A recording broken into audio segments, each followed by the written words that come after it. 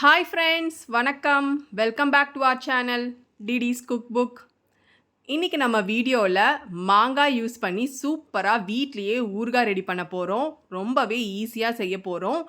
இது செய்கிறதுக்கு வீட்டில் இருக்கிற இன்க்ரீடியன்ட்ஸ் போதும், ரொம்ப இன்ஸ்டண்ட்டாகவே செய்யலாம், டேஸ்ட்டாகவும் இருக்கும். இப்போ வாங்க இது எப்படி சுலபமாக செய்யலான்னு வீடியோக்குள்ளே போய் பார்க்கலாம். இந்த ஊறுகாய் செய்கிறதுக்கு நான் இங்கே மாங்காய் எடுத்து வச்சுருக்கேன். இது பார்த்திங்கன்னா நல்லா ராவாக இருக்கணும். அடுத்ததாக இதை நல்லா வாஷ் பண்ணி எடுத்துக்க போகிறோம். இன்றைக்கி நான் இந்த ஒரு மாங்காய் வச்சு தான் செய்ய போகிறேன். நீங்கள் உங்கள் தேவைக்கேற்ப செஞ்சுக்கலாம். இப்போ பாருங்கள், இதை நல்லா வாஷ் பண்ணி எடுத்துக்கிட்டேன். அடுத்த முக்கியமான ஸ்டெப் பார்த்திங்கன்னா, கொஞ்சம் கூட தண்ணி இருக்கக்கூடாது.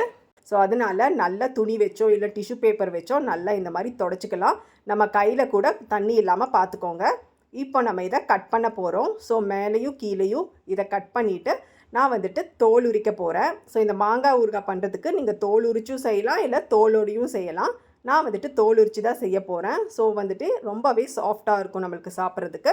இப்போ பாருங்கள், கம்ப்ளீட்டாக இந்த பீலர் வச்சு தோல் உரிச்சாச்சு. அடுத்ததாக நம்ம இதை கட் பண்ண போகிறோம். ஸோ இந்த மாதிரி வீடியோவில் காட்டுற மாதிரி நீங்கள் கட் பண்ணிங்கன்னா ரொம்பவே ஈஸியாக இருக்கும். இப்போ நான் இந்த மாங்காவை குட்டி குட்டி பீசஸாக கட் பண்ணிக்க போகிறேன். ஸோ தட் பார்க்கறதுக்கு நல்லாயிருக்கும். உங்களுக்கு பெரிய பீசஸாக வேணும் அப்படின்னா நீங்கள் அந்த மாதிரி கட் பண்ணிக்கலாம்.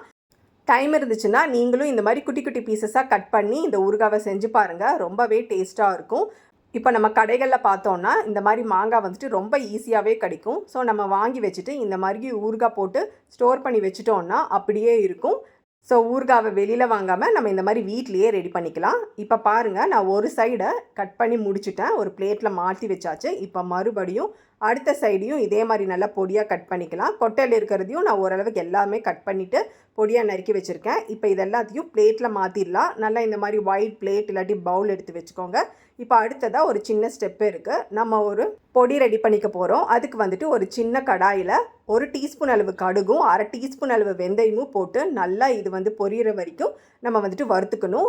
அடுப்பை சிம்மில் வச்சு ரெடி பண்ணணும், இல்லாட்டி சீக்கிரமாகவே கருத்துரும். இப்போ பாருங்கள், இதை லைட்டாக ஆற வச்சுட்டு நம்ம இந்த மாதிரி இடித்து வச்சுக்கலாம், இல்லாட்டி நீங்கள் மிக்சியில் கூட பொடி பண்ணி வச்சுக்கலாம். இப்போ நம்ம ஊறுகாய் ரெடி பண்ணலாம் வாங்க.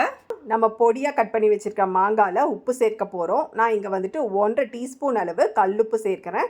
அடுத்ததாக 1/2 டீஸ்பூன் அளவு மஞ்சள் பொடியும் 1/2 டீஸ்பூன் மிளகாய் பொடியும் சேர்த்திடலாம்.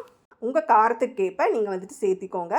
இங்கே நான் கரெக்டாக போட்டிருக்கேன். இப்போ அடுத்ததாக 1/4 டீஸ்பூனுக்கு பெருங்காயம், அதுக்கப்புறம் நம்ம இடித்து வச்ச பொடி, இது எல்லாத்தையும் சேர்த்திட்டு கடைசியாக 1 டீஸ்பூன் அளவு வெல்லம் சேர்த்து நல்லா இதை கலந்து விடணுங்க. எல்லா இடத்துலையும் படுற மாதிரி ஒரு ஸ்பூன் வச்சு நல்லா கலந்து விட்டுக்கலாம். இப்போ அடுத்ததாக ரொம்ப முக்கியமான ஸ்டெப், 3லேருந்து 4 டேபிள் ஸ்பூன் அளவு நல்லெண்ணெயை சூடு பண்ணி எடுத்து வச்சுருக்கேன். இந்த சூடான எண்ணெயை லைட்டாக வெதுவெதுப்பான பிறகு நம்ம இந்த மாங்காய் மிக்சர் மேரில் ஊற்றி நல்லா கலந்து விடணும். எல்லா இடத்துலையும் பல்ல மாதிரி நல்லா கலந்து விட்டுட்டிங்கன்னா அவ்வளோதான், ஊறுகாய் செமையாக ரெடி ஆகிடும். இப்போ அடுத்த ஃபைனல் ஸ்டெப்புக்கு நம்ம வந்திருக்கோம். நான் இதை டேஸ்ட் பண்ணி பார்த்துட்டேன். உப்பு காரம் எல்லாமே கரெக்டாக இருக்குது. சப்போஸ் உங்களுக்கு ஏதாவது தேவைப்பட்டுச்சுன்னா இந்த டைமில் ஆட் பண்ணிவிட்டு நல்லா இந்த மாதிரி மறுபடியும் கலந்து விட்டு ஒரு பாட்டில் ஜாரில் இந்த மாதிரி ஸ்டோர் பண்ணி வச்சுக்கலாம். பிளாஸ்டிக் விட இந்த மாதிரி கிளாஸ் பாட்டிலில் ஸ்டோர் பண்ணி வச்சுக்கோங்க. இப்போ இதை ஒரு நாள் ஃபுல்லாக நம்ம அப்படியே வச்சுருக்க போகிறோம். ஸோ தட் இந்த பாட்டிலையே நல்லா ஊறிடும். அதுக்கப்புறம் நம்ம இதை எடுத்து பார்த்தோன்னா செமையாக ஊறி ஊறுகாய் சூப்பராக ரெடி ஆகிருக்கும். இப்போ பாருங்கள், ஒரு நாள் ஃபுல்லாக நான் நல்லா ஊற வச்சுட்டேன். இப்போ நான் உங்களுக்கு ஓப்பன் பண்ணி காட்டுறேன். இப்போ பார்த்தீங்கன்னா நம்ம ஊற்றின எண்ணெய் எல்லாமே நல்லா மேலே வந்திருக்கு. ஸோ இது நல்லா ஊறிஇருக்குன்னு அர்த்தம். உங்களுக்கு பார்த்தாலே தெரியும் ஊறுகாய் சூப்பராக ரெடி ஆயிடுச்சு. இப்போது நம்ம தேவையான அளவு இந்த மாதிரி எடுத்து வச்சு நம்ம யூஸ் பண்ணிக்கலாம். ரிமைனிங்கை நம்ம ஃப்ரிட்ஜில் வச்சு யூஸ் பண்ணோம் அப்படின்னா ரொம்ப நாளைக்கு கெட்டு போகாமல் இது இருக்கும்.